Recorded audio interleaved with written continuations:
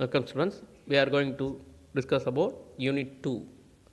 The name of the unit is kinematics.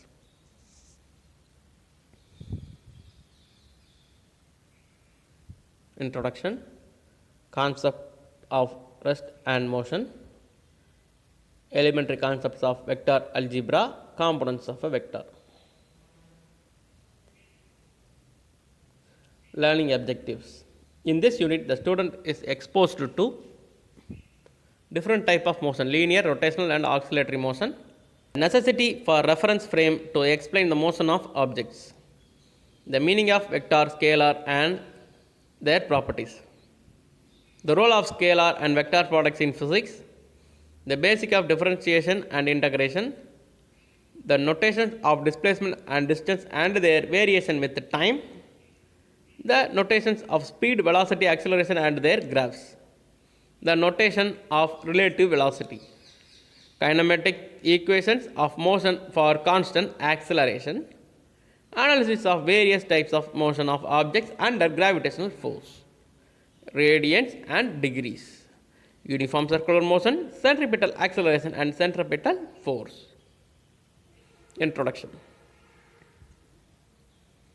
Physics is basically an experimental science and the rest on two-pillar experiments and mathematics. 2300 years ago, the Greek librarian Erythrosthenes measured the radius of the earth.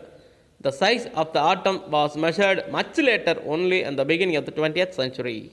The central aspects in physics is motion. Motion is found at all level forms, microscopic level to macroscopic and galactic level. In short, the entire universe is governed by various types of motion. The study of various types of motion is expressed using the language of mathematics. How do objects move? How fast or slow do they move?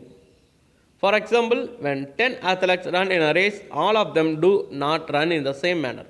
Their performance cannot be quantitatively recorded by usage of words like faster, faster, fastest, average, slower, slowest. It has to be quantified.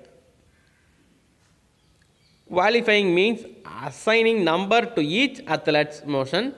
Comparing these number, one can analyze how fast or slow each athlete runs when compared to others. In this unit, the basic mathematics needed to analyze the motion in terms of the direction and magnitude is covered. Kinematics is the branch of mechanics which deals with the motion of object without taking force into account. The Greek word kinema means motion. Concept of rest and motion. The concept of rest and motion can be well understood by the following elucidation. Figure 2.1.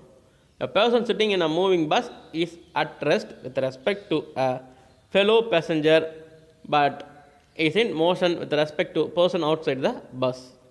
The concept of rest and motion have meaning only with respect to some reference frame. To understand rest of motion, we need a convenient fixed reference frame.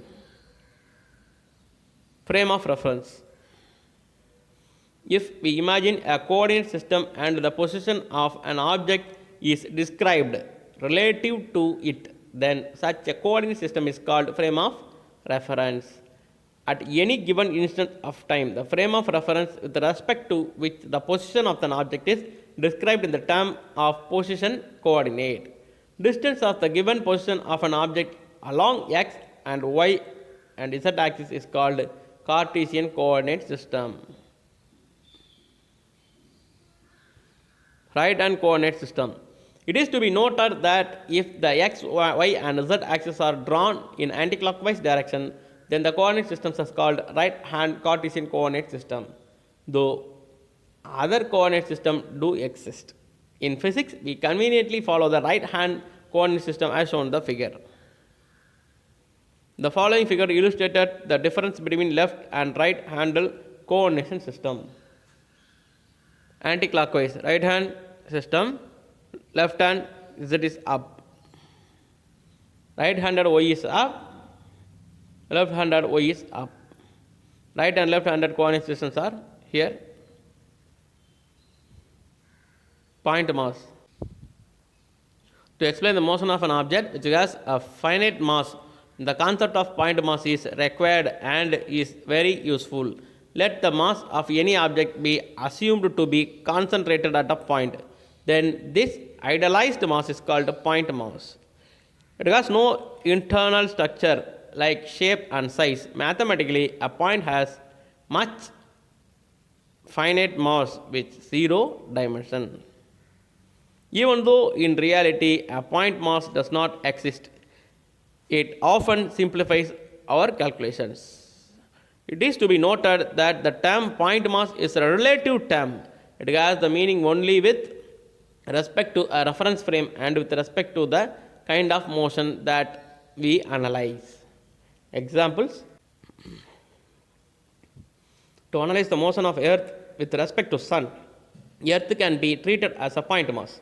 This is because the distance between the sun and earth is very large compared to the size of the earth.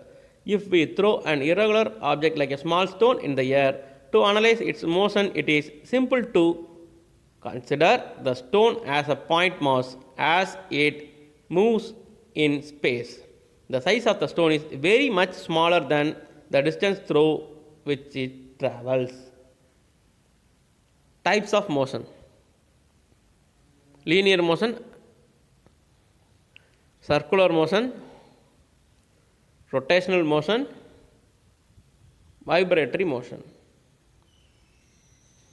Linear motion. Types of motion. In our day-to-day life, the following kind of motions are observed. Linear motion. An object is said to be in linear motion if it is moves in a straight line. Examples: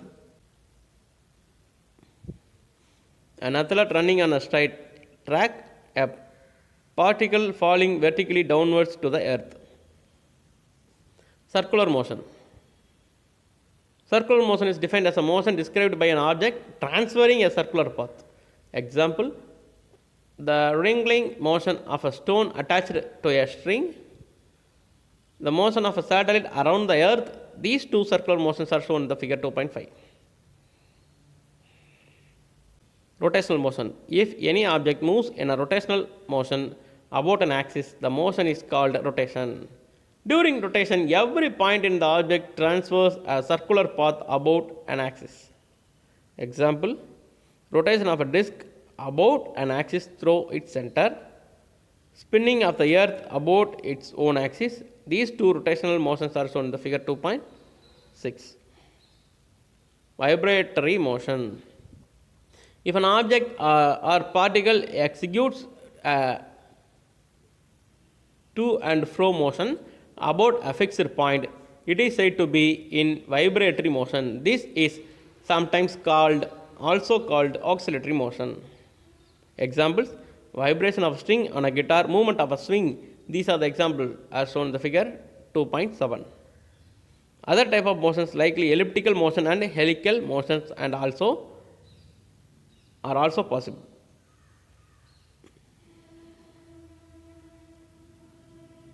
Motion in 1, 2 and 3 dimensions. Let the position of a particle in space be expressed in terms of rectangular coordinates x, y and z. When these coordinates changes with the time, then the particle is said to be in motion. However, it is not necessary that all the three coordinates should together change with the time. Even if one or two coordinates changes with the time, the particle is said to be in motion. These have the following classifications: motion in 1 dimension, motion in 2 dimension, motion in 3 dimensions. Motion in 1 dimension. One-dimensional motion is the motion of a particle moving along a straight line. This motion is sometimes known as rectilinear or linear motion. In this motion, only one of the three rectangular coordinates specifying the position of the object changes with the time. For example, if a car moves from a position A to position B along x direction, as shown in the figure 2.8, the vibration and the variation. As shown in the figure 2.8, then variation in x coordinate alone is noticed.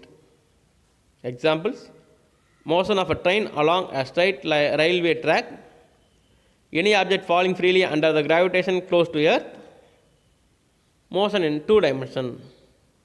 If a particle is moving along a curved path in a plane, then it is said to be two-dimensional motion. In this motion, two of the three rectangular coordinates specifying the position of an object changes with the time. For instance, when a particle is moving from y to z, x does not vary, but y and z vary as shown in the figure 2.9. Example: motion of a coin on a carom board, an insect crawling over the floor of the room.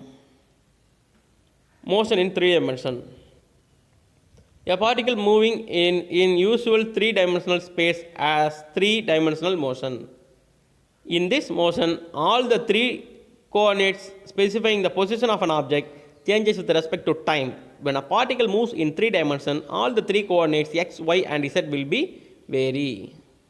Examples: a bird flying in the sky, a random motion of a gas molecules flying of a kite on a windy.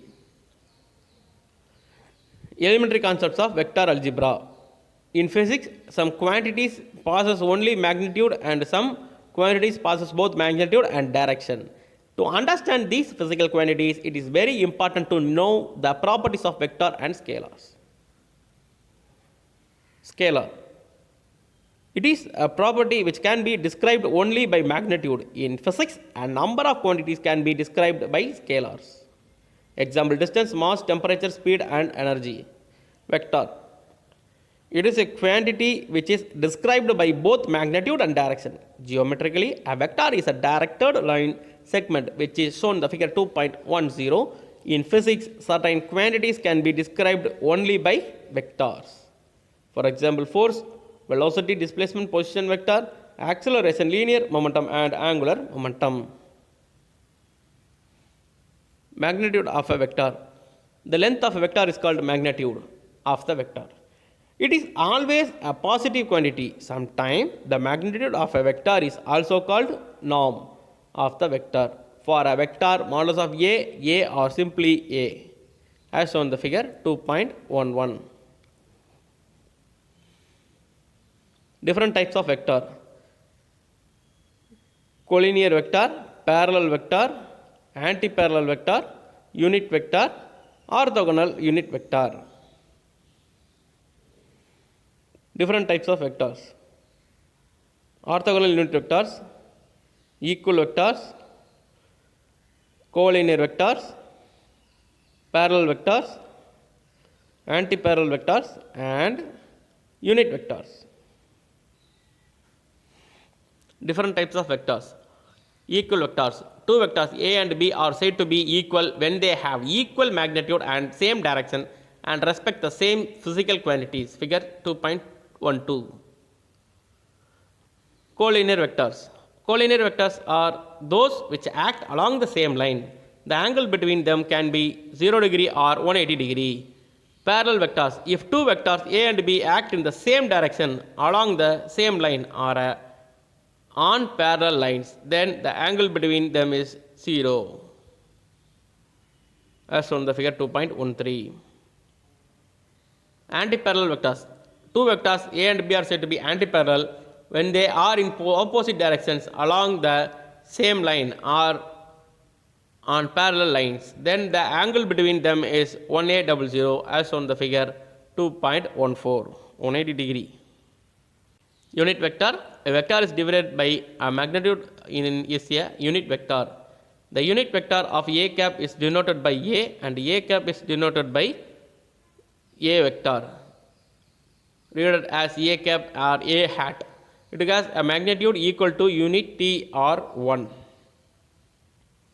Since A cap is equal to A vector by A, we can written as A vector is equal to A cap.